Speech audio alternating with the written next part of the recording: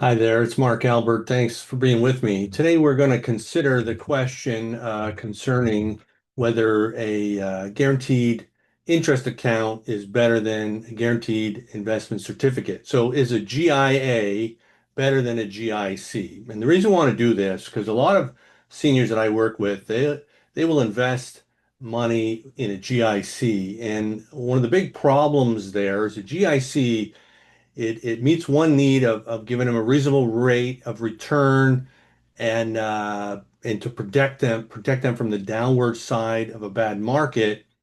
But it's just a horrible thing, a horrible product for estate planning purposes. So the guaranteed interest account, a GIA, does exactly the same thing as a GIC, except it has estate planning benefits built right in for the benefit of the client. So the client can set up their financial affairs to be tax efficient, to make sure their beneficiaries get the resources right away that they need, and to reduce stress and strain on the family. So let me just show here the actual language. So if you see, we've got the guaranteed investment certificate. So we know it as a GIC. So the guaranteed investment certificate is what a lot of seniors invest in. But one product that's better is called the guaranteed interest account, the GIA. And the reason the GIA is better for several reasons. So first of all, you bypass probate. So probate is basically at death you submit your will to probate. Uh, you submit it to the Ontario Supreme Court of Justice, and probate is a public record of information. So our will that we submit to probate becomes public. So if there's disputes in the family or extended family, people want to, hey, what's going on, this and that, but they don't really need to know what's going on. They can always go to public record information, submit a cost, and receive a document, a copy of the will. So we want to do our best to bypass that, and we can do that with a guaranteed interest account. Guaranteed interest account gives you the same great interest rate. You get a very good interest rate. It's fixed for a term, 1 year, 2 year, 3, 4, 5 year, whatever you want. And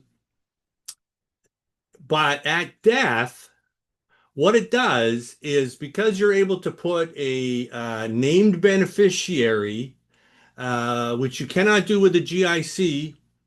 You can even put two levels of beneficiaries in case the one that you select passes away before you, you would have a substitute so you can bypass probate and your beneficiaries get the money right away.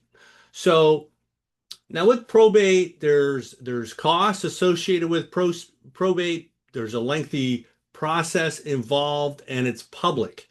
So if you invest in a guaranteed interest account instead of your GIC, you could basically avoid the probate process. You don't basically, but you do, and it allows your money to pass directly to your beneficiaries. It's private and it's efficient for them. It also additionally will reduce the risk of disputes and litigation within the family, which is very common where there's bickering that happens. Everyone's getting along while you're alive, but then once you pass away, all of a sudden it becomes an issue. So you have your will, and your will is public. Your will dictate who gets what, but you may have additional resources that you can put into a GIA so that at death, it bypasses the probate, it bypasses the will, and no one needs to know. So if you're the beneficiary, you receive money from someone who had their money invested in a GIA. It comes right to you, and you don't have to tell anybody because you're a named beneficiary. And there's legal rights around that. A GIA is only sold through an insurance company.